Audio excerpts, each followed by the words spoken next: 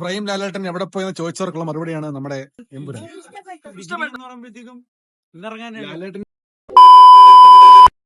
Okay, അപ്പോൾ hello guys, അങ്ങനെ നമ്മൾ വെൽക്കം ബാക്ക്.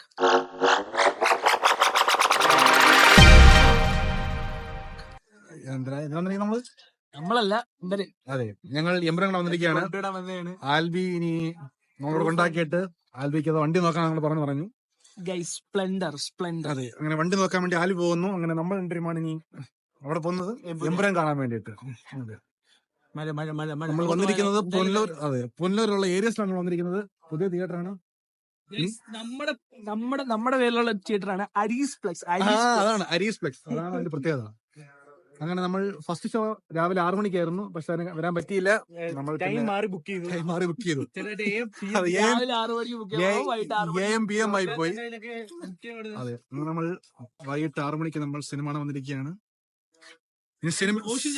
അതെ, റോഷൻ വരുന്നില്ല. റോഷൻ വേറെ ആരുടെ കൂടെ പോവാന്നൊക്കെ പറഞ്ഞു. നമ്മളോടൊന്നില്ല. അതെ, സംഭവം തന്നെ. അങ്ങനെ സിനിമയുടെ വിശേഷങ്ങളും തിയേറ്ററിന്റെ വിശേഷങ്ങളും നമ്മൾ പിന്നീട് അറിയിക്കുന്നതായിരിക്കും. അപ്പോൾ നമ്മൾ പോയി സിനിമ കണ്ടിട്ടുണ്ട്. ഹലോ, പടം എങ്ങനെയുണ്ട്? സിനിമ ഉണ്ടായിരുന്നു, എങ്ങനെയുണ്ട്? പകുതി കണ്ടിട്ട് ഇഷ്ടപ്പെട്ടോ? പടം കണ്ട് ഇറങ്ങിയിട്ടുണ്ട്. പടം കണ്ടായിരുന്നു. അയ്യോ, ചോദിച്ചാ സെക്കൻഡ് ഹാഫ് കൊള്ളായിരുന്നു, പക്ഷേ ഫസ്റ്റ് ഹാഫ് അത്ര അങ്ങോട്ട് ഇഷ്ടപ്പെട്ടില്ലെന്നല്ല, പ്രതീക്ഷ അത്ര ഒരു ഗുമ്മ അങ്ങോട്ട് വന്നില്ല. ഫസ്റ്റ് ഹാഫ് എനിക്ക് അത് സെയിം ആണ്. ഒരു എന്താ പറയാ, കൊറേ കഥയുടെ ഇൻട്രൊഡക്ഷൻ ഫസ്റ്റ് ഹാഫില്. സോ നിങ്ങൾ പറയുന്ന ഫസ്റ്റ് ഹാഫീസിലേക്ക് എന്തിനോ വേണ്ടി തിളയ്ക്കുന്ന സാമ്പാർ പോലെ ആയിരുന്നു. പറയാൻ പറ്റൂല. അതൊരു ഇൻട്രൊഡക്ഷൻ പോലെ ബിൽഡ് ചെയ്ത് വെക്കുന്നു, അത്രേ ഉള്ളൂ. കുറേശ്ശിയുടെ പവർ. സെക്കൻഡ് ഹാഫ് ഡ്രാഗൻ ഡോൺലി അറിയാമോ?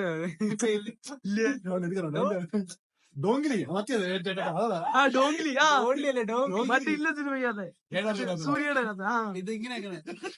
പുള്ളിക്കാരനാണോ ഡ്രാഗൻ? പുള്ളിക്കാരൻ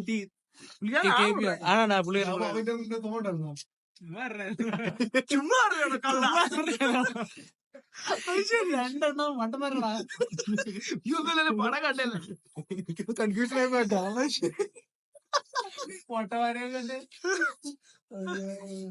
സോ ബാക്കിയുള്ള ഡീറ്റെയിൽഡ് റിവ്യൂ തേർഡ് പാർട്ടിലേക്കുള്ള സംഭവം. തേർഡ് പാർട്ടിലേക്കുള്ള ഇനിയിപ്പോ ബിഗിനിങ് എന്ന് പറയുമ്പോഴത്തേക്കും ലാലേട്ടന്റെ ബിഗിനിങ് ഞാൻ തോന്നുന്നു തേർഡ് പാർട്ട്. അങ്ങനെയാണെങ്കിൽ പൊളിക്കും എന്നാണ് പറഞ്ഞേക്കുന്നത്. ആര് പൊളിക്കും, എന്ത് പൊളിക്കും, എങ്ങനെ പൊളിക്കും, നമുക്ക് കാത്തിരുന്നാണ്. ഡീറ്റെയിൽഡ് റിവ്യൂ ഇതിനെ പറ്റി വരൂ. ഇതിലൊന്നും ആവശ്യമില്ല, നിങ്ങൾ പോയി പടം കാണുക, അത്രേ ഉള്ളൂ. Baby, what's your opinion? നല്ലൊരു എക്സ്പീരിയൻസ് ആണ്. പോയി പടം കാണുക.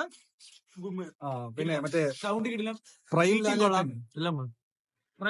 ഫ്രെയിം ലാലേട്ടൻ എവിടെ പോയെന്ന് ചോദിച്ചവർക്കുള്ള മറുപടിയാണ് നമ്മുടെ എമ്പുരാൻ. അല്ലേ?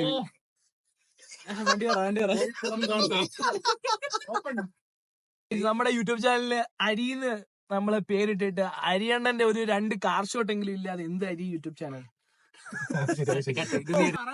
ലാലേട്ടൻ തിരിച്ചു വന്നോ ഇല്ലയോ? ചോദിച്ചാൽ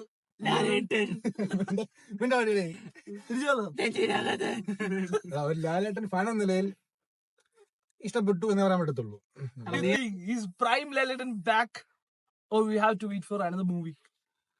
അങ്ങനെ ചോദിച്ചാൽ ക്യാരക്ടർ വൈസും ആ ഒരു ഇത് വെച്ചിട്ട് വന്നു എന്നാണ് എനിക്ക് തോന്നുന്നത്.